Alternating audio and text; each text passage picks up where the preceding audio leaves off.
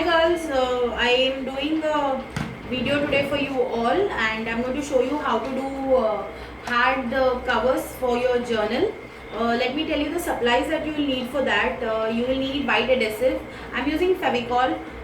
You will need either Fevicol or you will need this tape, which is a double-sided tape. If you don't have it, it's okay. You can use Fevicol. I'm just using it because I don't want to get my hands messy right now.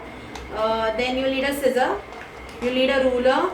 You will need a scoring tool. If you don't have a scoring tool, it's okay. You will need something blunt and thin to crease your paper. As a paper crafter, this is a very important tool for us, and this is the first thing I bought for myself. So if you don't have it, it's okay. It's not a big deal. You can do with something else. And a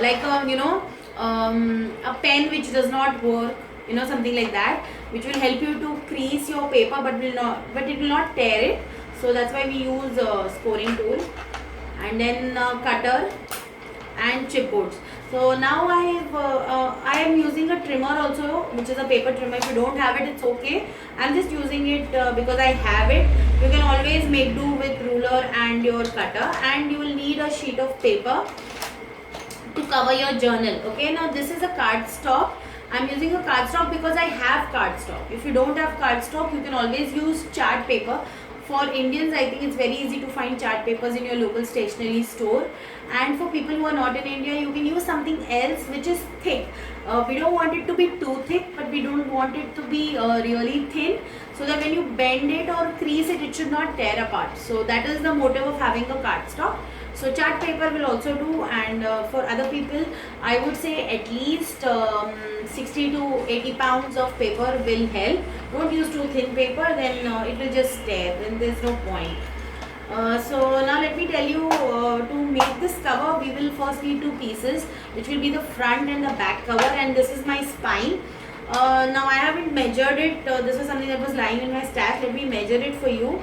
This is 4 1/4 by 7 1/2 inches, and the spine is 1 1/4 by, obviously must be 7 1/2 inches, right? So I have two 4 1/4 by 7 1/2 and 1 1/4 by 7 1/2. So the size will depend on what you want to make.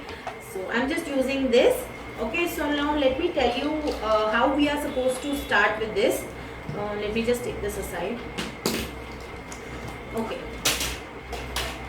First of all, to make the cover, we will need a piece of paper. We'll have to place this in such a way that there is 1 inch left on either sides. I'm not sure if you can see me properly. Just let me check 1 minute. Yeah, it's visible. Okay, cool. So there has to be 1 inch on either sides, and then you will need to place this piece on the center here, and then you have to place this here. So this is all eyeballing. I do a lot of eyeballing. If you're not sure of eyeballing, then I would say that mark it, and then you can place these 3 pieces here. Now there are 2 ways to go about it. The first is that you join these pieces using a masking tape or a magic tape or anything else. You can join them, and then you can place it. But that is not how I do. I paste these pieces or glue these pieces directly on the sheet of paper. Okay, so let me tell you how big paper do we need. For that, we have to measure all of this together. So let me measure this. This is near about 10 inches. Okay, but while we are gluing this to making our covers, we'll have to leave a 1/4 of an inch between each of these pieces, so that it will help them to bend properly. I am saying 1/4 of an inch because my chipboard pieces are 1/8 of an inch in thickness. So since we need space for both of them to bend like this, that's why we always keep a space of 2 of these pieces. Whatever is the thickness of your piece, please double it up, and that will be the gap between the cover and the spine. This is called as spine, and this is called as cover. I know a lot of few people must be knowing what is spine and cover, but this is for everybody else who doesn't know it. So please don't laugh and say we know this. Okay, so let's get on. Okay, so this is 1/4 of an inch, and there again be a 1/4 of an inch here. So 10 plus 1/4 and 1/4 is 10 1/2, and I already told you that we need 1 inch on either sides. So 10.5 plus 1 inch, that's 11.5 and 12.5. So we will need this length to be 12.5, and this one is 7.5. So we need it to be 9.5 because 1 inch on this side and 1 inch on that side. Correct? So now you can take your rulers and measure it. That's what I'm going to do with you guys. We need this to be around 9.5. So let me mark 9.5. I'm just going to mark it because I'm going to use my trimmer, but you guys can draw a line and then cut over it. So this ruler is 12 and we'll need 12.5. So you need not be very precise with this because it's okay, because you're going to fold the excess. So even if you cut a little more, that's okay. That is not a problem. So don't get worried about it. But we don't want it to be smaller than the actual size of the pieces of chipboard we are using. Then that won't do. Okay, let me see where my marks are. There they are. Found you. Look at this. Okay. And the other one. Sure. I hope you guys are able to see this and follow this. Let me know if you don't understand anything. I'll be again wanting to clear everything. There's no point making a video if I'm not able to get to you guys. So if you don't, just bear with me. Okay. That's my piece. Now let me tell you, show you how to glue these pieces together. You can use white adhesive, but because I'm on the tutorial and I don't want my hand to be messy, I'm just going to use these tapes. Now there is a trick to applying adhesive. Please do not apply it randomly everywhere, because the more marks you're going to make, the more it's going to be visible after it gets dried. So be very careful where you're applying the adhesive. If you're applying white adhesive or Fevicol, please take a piece of chipboard and just smoosh it everywhere. Don't leave it. If you just scribble like that, and when you put the paper over it, because see, this is a cardstock, but if you take a little thinner paper, you will be able to see those marks, and then that won't look good. You might want not use cardstock. You might directly use your printed paper, and that will look really shabby because that will be visible. So it's my recommendation to if you're using a white adhesive, please smoosh it down and properly spread it everywhere. So I'm just using this scoring tool so that this paper tape gets stuck properly. We call it tacky tape or a double-sided thin tape. Okay, I'm just burnishing it properly. Now on this also we will need it to be on end to end. Even while you're applying your adhesive, make sure it is end to end. If it's not end to end, it will not adhere to the paper properly, and then it will come out. You'll be able to see that it's not glued down. You don't want that to happen. I'll put on that side. Let me just put it on here.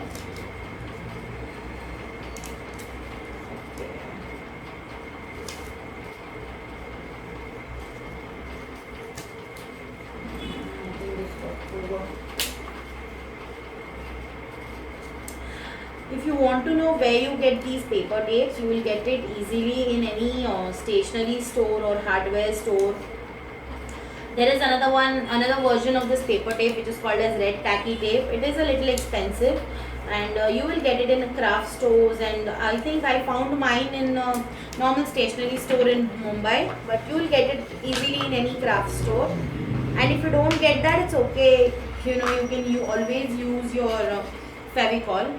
Till today I use a lot of Fevicol in my projects because I think that is the best thing that will hold your paper. Sometimes you need the bonds to be really strong, and at such times I don't take a chance and I just grab my Fevicol.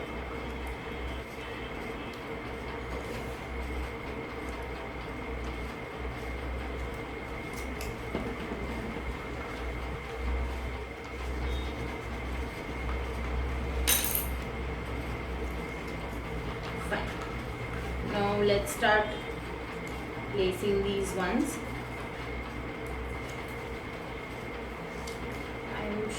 I'm not sure if you can see. I hope you see. Now I do a lot of eyeballing. If you're not comfortable eyeballing, then I would suggest you to do a marking of 1 inch and placing your piece. But I do a lot of eyeballing, so I will not be doing that.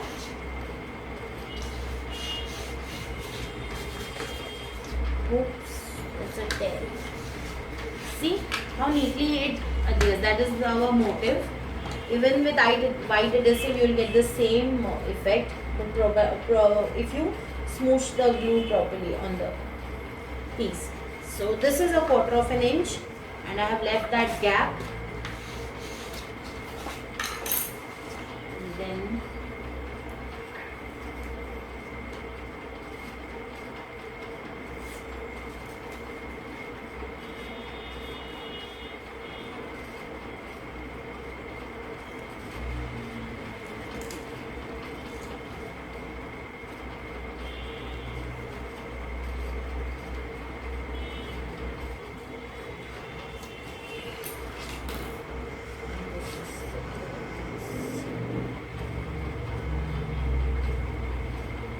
while you're placing these pieces, it's also very important that these two edges, these three edges are also lined up. If you do not line them up properly, then while you're making your journal, there will be no problem. But once it is done, you will be able to see that it's not lined up properly. Now for the next part, after you do this, I would suggest that you run around the edges like this with a scoring tool. If you don't have a scoring tool, please use a ball pen whose ink has run out. Just run it through this. What it will do is it will crease your paper, and then you can easily fold it without causing any more further breakouts or creases on the paper. This is very important, and I'll tell you why. This step is very important.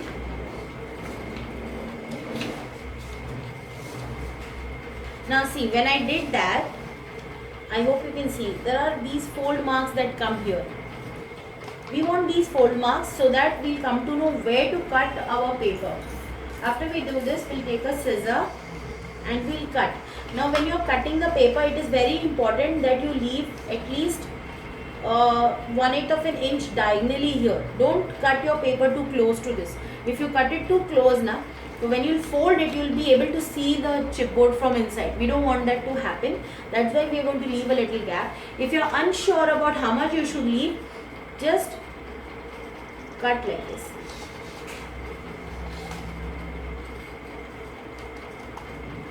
Okay?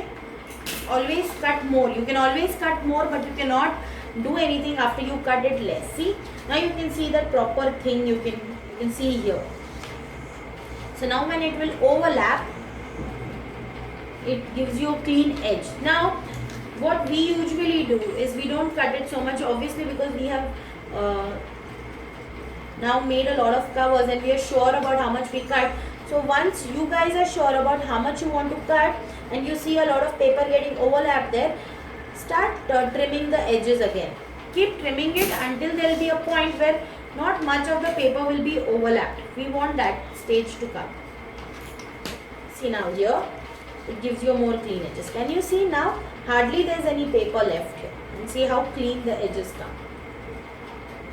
Even on the front side. See, it's all clean. This will be adhered to the chipboard, and so there will be no shabbiness here. Right now I'm not adhered it. I'm just showing you how to go about it. So that is why maybe it's looking like that.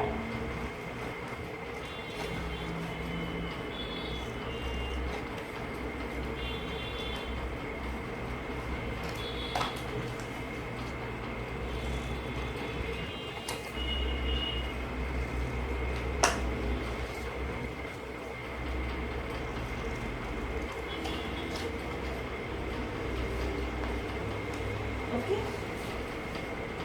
Now take your glue. Always fold these two pieces first and then this. Okay. That is how I do it. If you want, you can do it the other way. Now I am going to use white adhesive. This is very important because I want this piece to be adhered very strongly to the cover. I don't want it to come out during any time. So that's why I'm using this.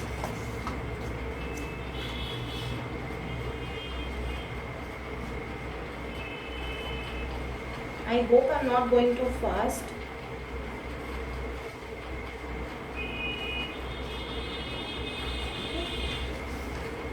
Now just neatly pull it and glue it.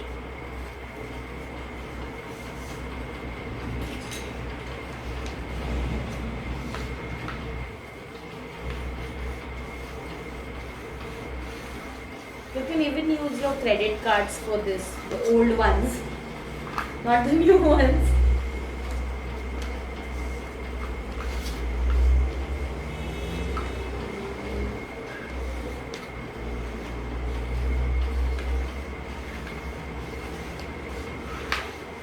I'm burnishing it properly. Okay. Now this part is done. Now to glue this part, see, you can see these little notches here. What we'll do is, after we apply the glue, we'll just push those notches like this inside or pinch it. See those little notches, we'll just push it inside and pinch it. So what it will do is, it will completely enclose the spawner inside. Okay, come like this.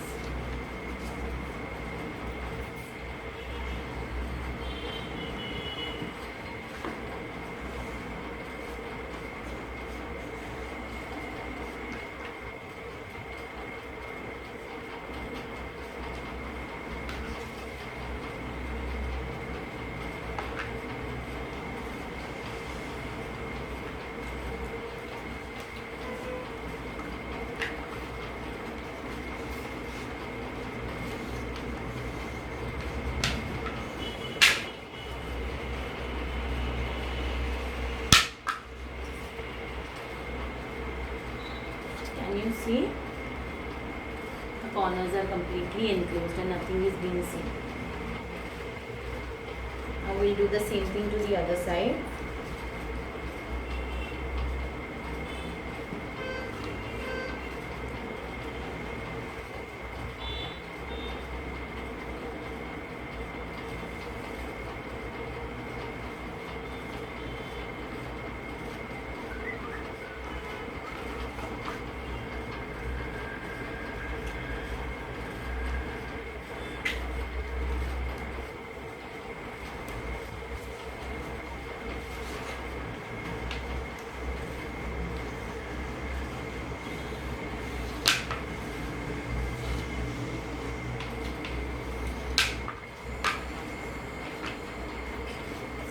Little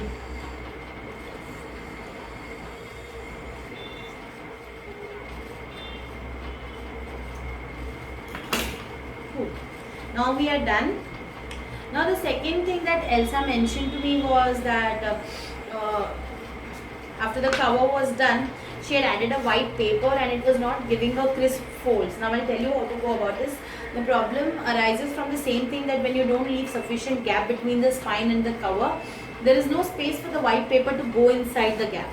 That is where the problem arises. So right now, we just don't directly fold it. We'll slowly press this paper down. So it will create this gap and it will help us to fold the book properly. See?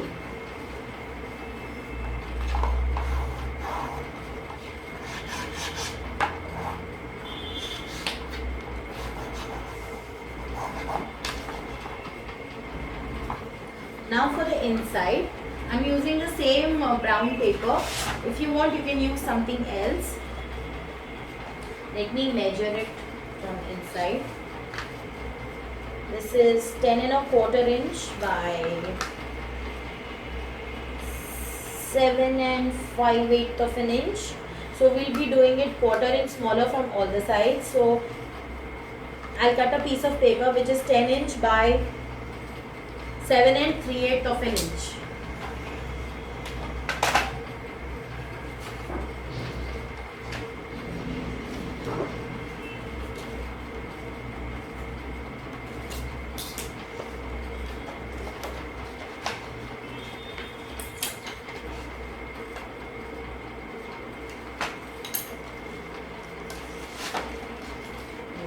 To mark it.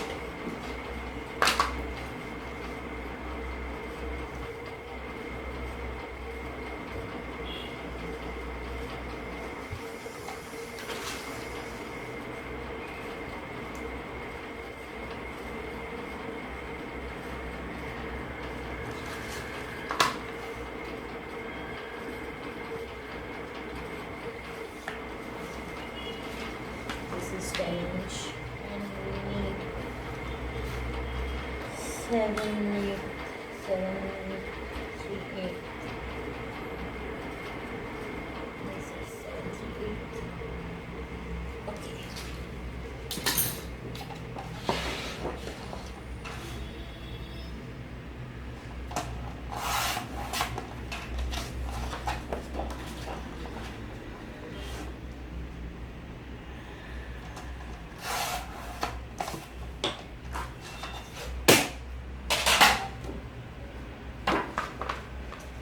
Now we'll glue this here properly, and then your inside is done.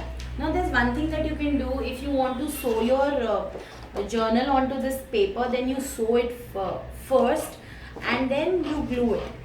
That is one thing you can do. Another thing is, after you glue this together, you can sew your journal, but because it is chipboard, it's going to be a little difficult. You can do that also. The third option is that you first put this paper inside this and then you glue this over that. So that is the third option you can do. So there are a lot of things that you can do, and I think all of them work just perfectly fine, but this is the one that I choose.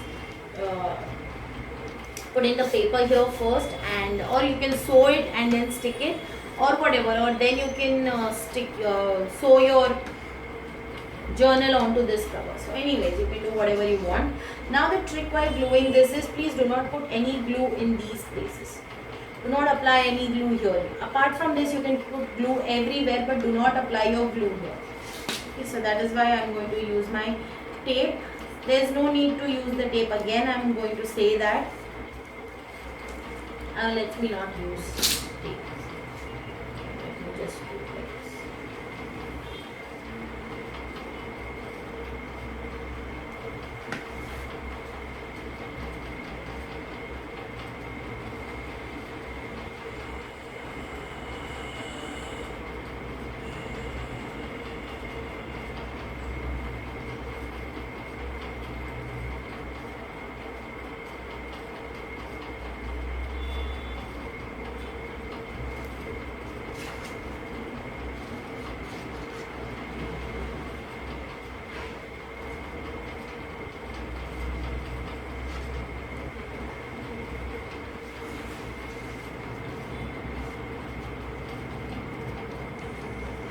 It's very important to apply the adhesive on the edges.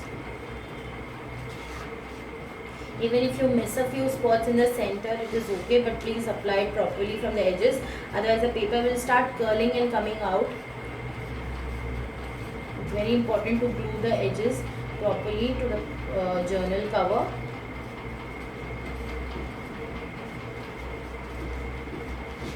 Okay. I'm going to eyeball it again.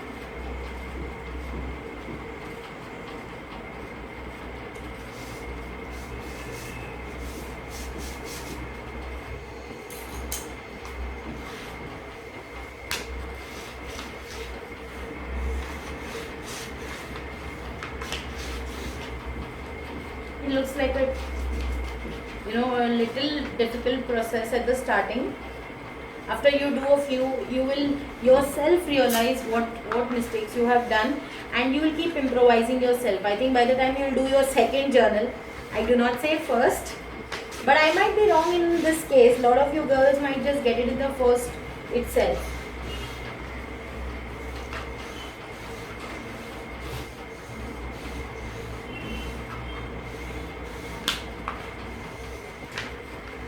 Now we'll slowly crease it here, like the way I did that for the cover, and then fold it. Do not immediately try to fold it. It will rip your paper and it will give you unnecessary creases everywhere. So slowly push your tool inside, or if you can use a ruler also for this process. Make sure do not press it too hard, because this is blunt. It's okay, I can apply pressure, but if you're using something sharp, don't press it too hard. There you go. There's your hardcover, neatly covered from all the sides. All you need is your little journal pages inside, and you're done. So I hope you have this tutorial was helpful for you and your doubts are solved. So please let me know if something I missed out on something and you have a different query. I'll be very happy to do another tutorial for you guys. But I think Mona, and Elsa, I have answered your questions. I think that was what I interpreted from the from the comment in the journal group. So, but in any ways, if I've missed out on something, you can let me know, and I'll cover up those things also. Okay, girls, bye. See you. Thank you for watching this video.